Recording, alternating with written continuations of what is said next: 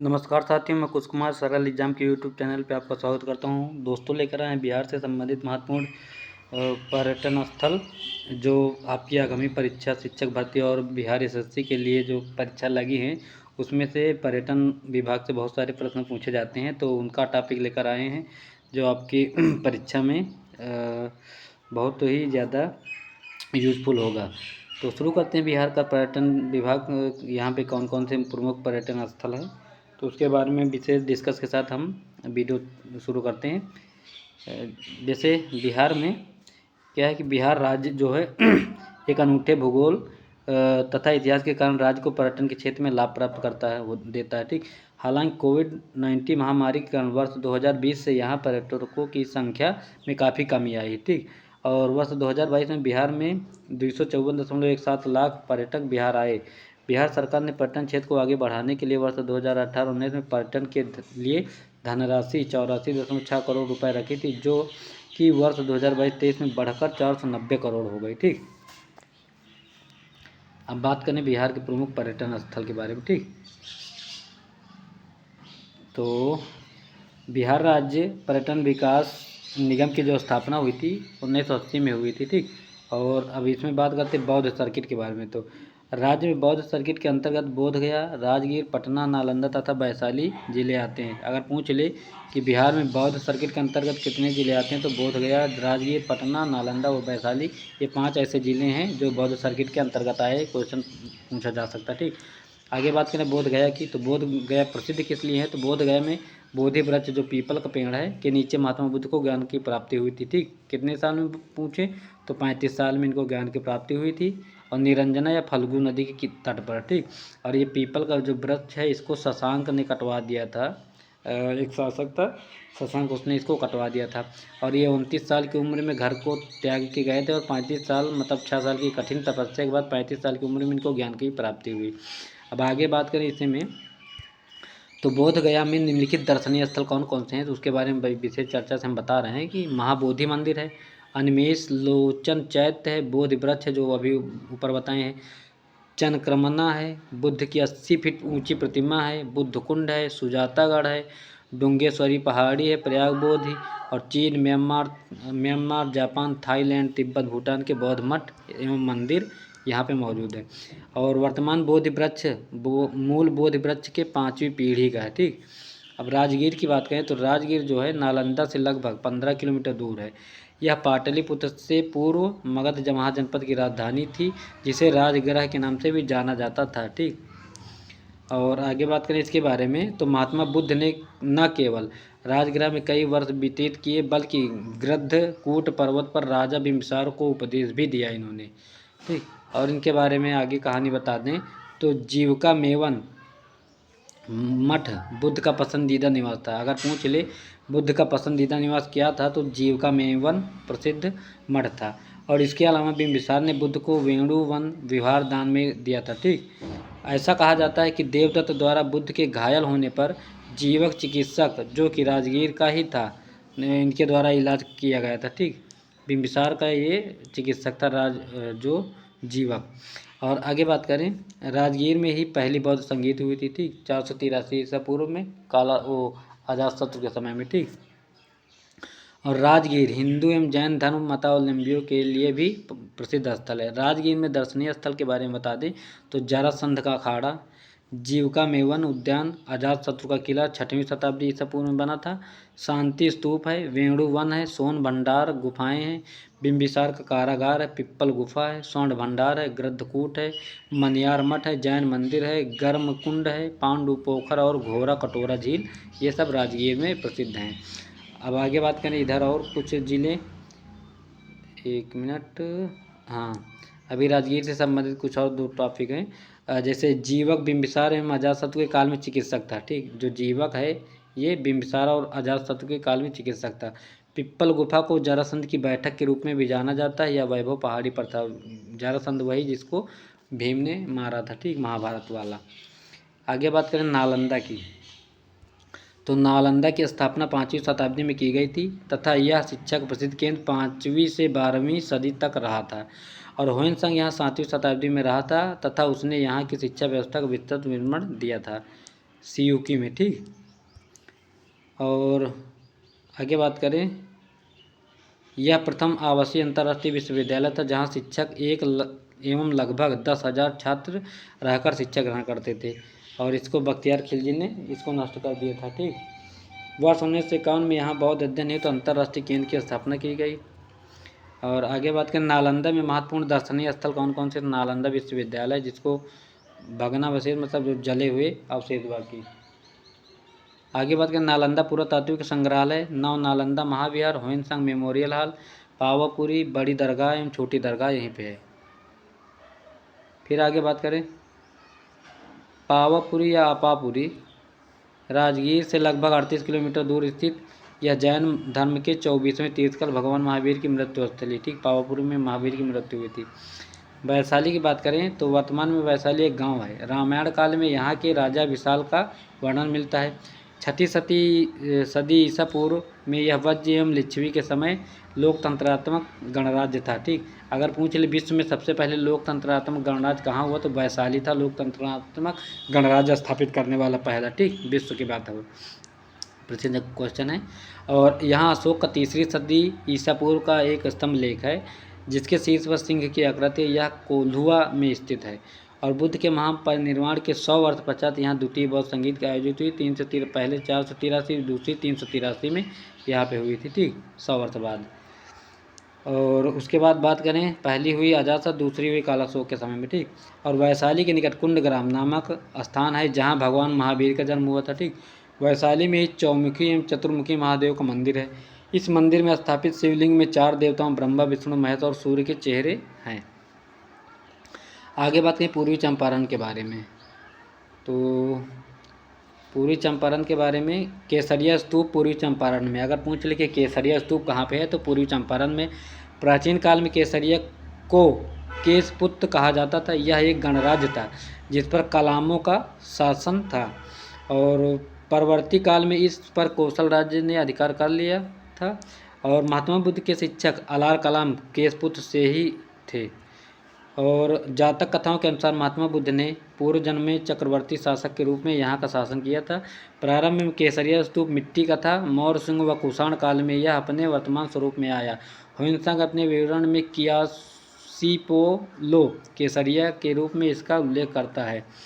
आगे बात करें पटना की स्थापना, तो पटना का प्राचीनतम नाम कुसुमपुर, पुष्पपुर, पाटलिपुत्र और अजीमाबाद था, ठीक। और सर्वप्रथम अजातशत्रु ने 5वीं शताब्दी में गंगा नदी के तट पर पाटलिपुत्र में एक छोटे किले का निर्माण कराया था। यह शहर 5वीं सदी ईसा पूर्व से लेकर 5वीं शताब्दी तक राजनीति का केंद्र बना रहा। आधुनिक पटना की स्थापना की बात करें तो 16वीं शताब्दी में शेरशाह सूरी द्वारा की गई थी। और पटना में दार्शनिक स्थल कौन कौन से, तो गोलघर है, बुद्ध स्मृति पार्क है, शहीद स्मारक है, पत्थर की मस्जिद है, शेरशाह सूरी मस्जिद है, खुदा बख्श पुस्तकालय है, सदाकत आश्रम है, अगम कुआं है, गांधी सेतु है, तारामंडल, कुंभहार आदि, ये सब पटना में है। 1770 के अकाल दुष्प्रभावों को देखते हुए 1786 में कैप्टन जॉन गार्स्टिन द्वारा ब्रिटिश सेना के लिए एक विशाल अन्नागार बनाया गया था। यही अन्नागार गोलघर है, ठीक। अगर पूछ ले कि गोलघर क्या है तो एक अन्नागार है जिसको जॉर्ज गार्स्टिन ने 1786 में बनवाया था। और इसकी ऊंचाई की बात करें तो 29 मीटर है, मोटाई की बात करें 3.6 मीटर है। महात्मा बुद्ध के 2554वें जन्म वर्षगांठ को ऐतिहासिक बनाने के उद्देश्य से बिहार सरकार द्वारा पटना में बुद्ध स्मृति पार्क का विकास हुआ है और यह 22 एकड़ में फैला हुआ है। वर्तमान में बुद्ध की जो जयंती थी 2586वीं जयंती अभी मनाई गई है 3-4 दिन पहले बुद्ध पूर्णिमा को, ठीक। और सिक्किम में त्यौहार मनाया जाता है इसी में बुद्ध की जन्म पर। और इस पार्क का उद्घाटन दलाई लामा द्वारा, तिब्बती थे जो दलाई लामा बौद्ध भिक्षु, उन्होंने किया था। कुम्हार पुरातात्विक दृष्टि से महत्वपूर्ण स्थल है जहां प्राचीन मौर्य साम्राज्य के राजमहल के भग्नावशेष पाए जाते हैं। और पटना में ही इंदिरा गांधी विज्ञान भवन समूह में तारामंडल अवस्थित है। इसके अतिरिक्त अगम कुआं का संबंध भी मौर्य काल से ही जोड़ा गया है। और सदाकत आश्रम बिहार विद्यापीठ एक राष्ट्रीय विश्वविद्यालय है। और आगे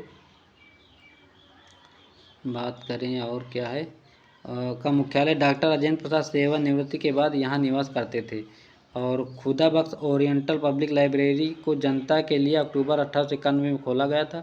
संस्कृति मंत्रालय, भारत सरकार, यहाँ अरबी एवं फारसी पांडुलिपियों, राजपत्रित और मुगल चित्रकला के दुर्लभ संग्रह हैं। शेरशाह सूरी मस्जिद का निर्माण की बात करें तो 1540 से 1545 में बीच में शेरशाह सूरी द्वारा करवाया गया था। और पत्थर की मस्जिद का निर्माण जहांगीर के बेटे परवेज शाह द्वारा तब किया गया था जब वह बिहार का गवर्नर था। इसे सैफ खान की मस्जिद, चिम्मी घाट मस्जिद और संगी मस्जिद भी कहा जाता है। शहीद स्मारक की बात करें तो 1942 में पटना सचिवालय गोलीकांड में शहीद हुए शहीदों की याद में बनवाया गया। जैन परिपथ के अंतर्गत पावापुरी और राजगीर शामिल है। रामायण परिपथ में शामिल स्थल इस प्रकार हैं, जैसे तार भोजपुर, अहिरौली बक्सर, राम रेखा घाट बक्सर में, प्रेतशिला पहाड़ी गया में, सिद्धेश्वर जमुई में, काको जहानाबाद में, सिंहेश्वर स्थान मधेपुरा में, फुलहर मधुबनी में, सीताकुंड जो मुंगेर में, रामचूड़ा वैशाली में, अहिल्या स्थान दरभंगा और माँ जानकी जो सीता का जन्म स्थली पुनौरा धाम सीतामढ़ी में है।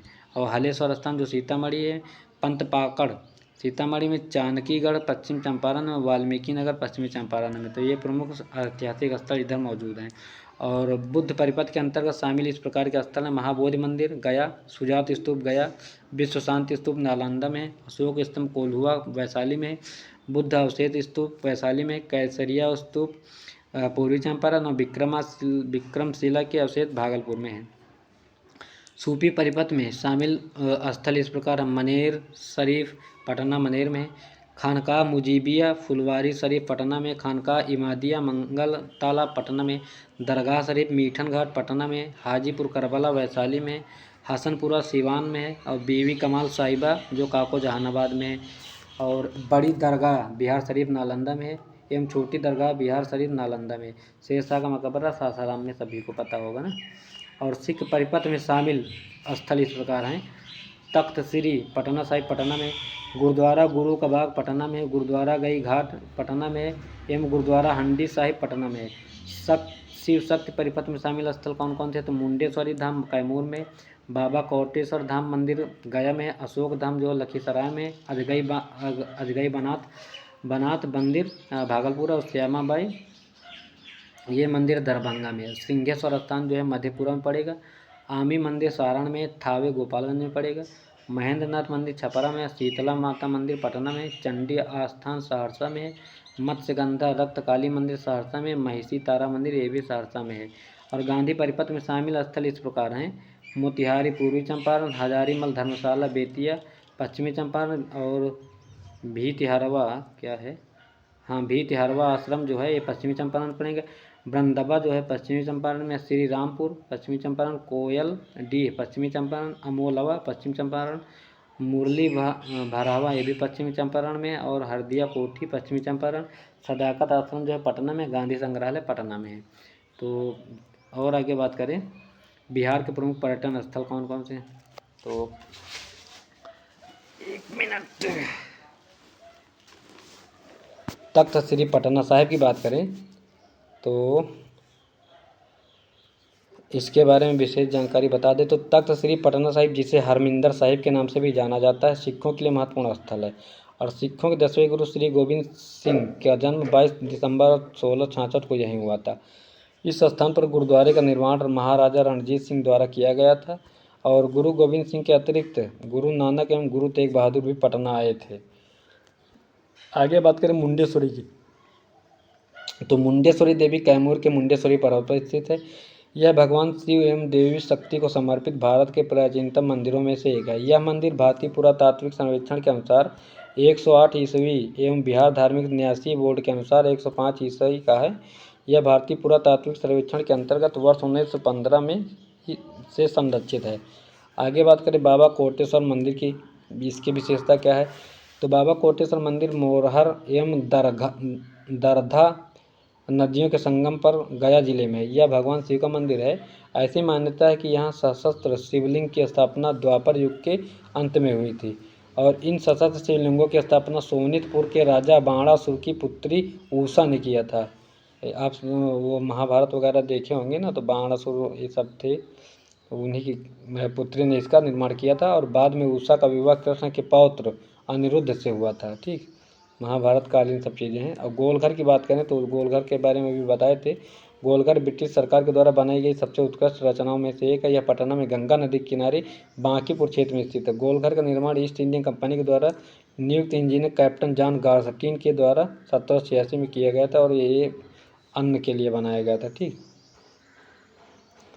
और आगे बात करें तो एक मिनट, राजगीर जू सफारी पर्यटकों के लिए मुख्य आकर्षण। नालंदा के राजगीर में जू सफारी 151.2 हेक्टेयर जमीन पर फैली है, जिसमें संरक्षित वाहनों का उपयोग करके पर्यटन वन्यजीवों को लगभग प्राकृतिक परिवेश में देख सकते हैं। और इसके बारे में फ़िलहाल कोई ज़्यादा जानकारी ज़रूरत नहीं है। आगे बात करते हैं गोलघर की। तो इस भव्य वृत्ताकार गोलघर का निर्माण भारी मात्रा में अनाज को एक जगह जमा करने के लिए किया गया था और यह ब्रिटिश सरकार द्वारा निर्मित महत्वपूर्ण इमारतों में से एक है। यह इमारत ग्रीको रोमन पद्धति में निर्मित न होकर ऐतिहासिक भारतीय पद्धति की स्तूप कला से प्रभावित है और ऊंची प्लिथ पर निर्मित यह विशाल गुंबद 29 मीटर ऊंचा है। इसकी दीवारें तथा चौड़ी ईंटें काफ़ी आकर्षक है। गोलघर के अंदर से बेहतरीन इको इफेक्ट तैयार होता है। इस गोलघर में ऊपर की ओर जाने के लिए 2 बढ़ती सीढ़ियां हैं।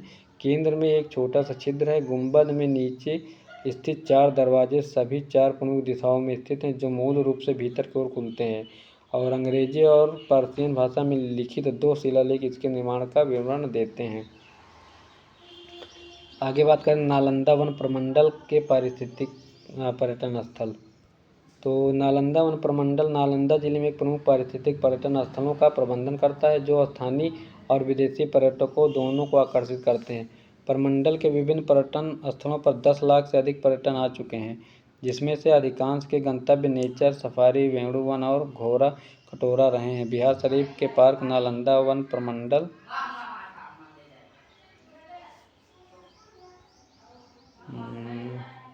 प्रमंडल इनके हम देख लें। देखो, अब बिहार में प्रमुख मानचित्र में आपको बता दें कौन कौन से पर्यटन स्थल हैं बिहार के, कौन कहाँ से है ना।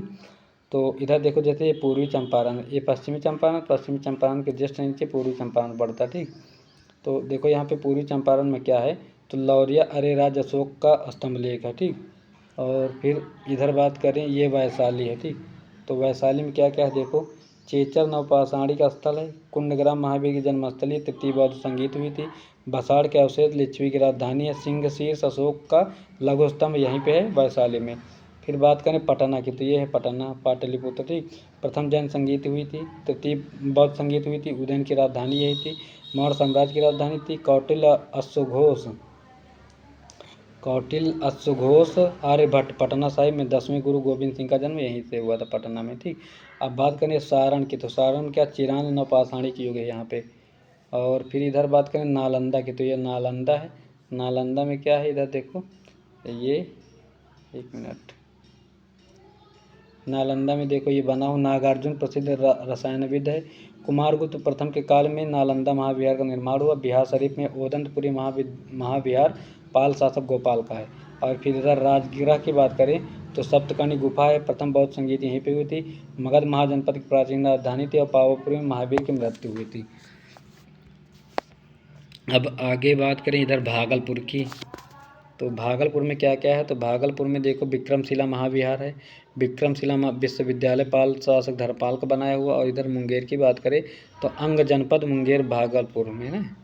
और फिर इधर जहानाबाद की बात करें तो जहानाबाद बराबर की मौर्यकालीन गुफाएं, 3 गुफाएं बनवाई थी, 4 गुफाएं थी शायद। और फिर इधर रोहतास में क्या, सासाराम शेरशाह का मकबरा, अगर पूछ ले कहाँ तो रोहतास जिला में है। और फिर ये है गया, गया में कहा है बोध गया, महात्मा बुद्ध को ज्ञान की प्राप्ति यहाँ से हुई थी। तो ये था बिहार में कुछ पर्यटन स्थल जो हमने आपको दिखा दिया है बिहार मानचित्र में। तो इसमें से बहुत सारे प्रश्न पूछे जाते हैं, मिलान से आ सकते हैं कौन सा पर्यटन स्थल किस जिला में है, किसने इसका निर्माण करवाया, किस शताब्दी में हो। तो मैंने आपको सारा डिटेल बिहार के बारे में बता दिया है एक ही वीडियो में कि कौन कौन सी चीज़ वहाँ प्रसिद्ध है और कहाँ निर्मित है। तो उम्मीद है कि यह वीडियो आपके लिए हेल्पफुल लगा होगा, आपकी परीक्षा से संबंधित इसमें बहुत सारे प्रश्न आएंगे। तो आप 1-2 बार इसको देख लीजिएगा तो आपको सारी जानकारी मिल जाएगी। तो तब तक के लिए बाय, सभी को अच्छे से तैयारी करते रहिए। Thanks for watching this video, thank you. और हाँ, क्लास को लाइक और सब्सक्राइब करना ना भूलें।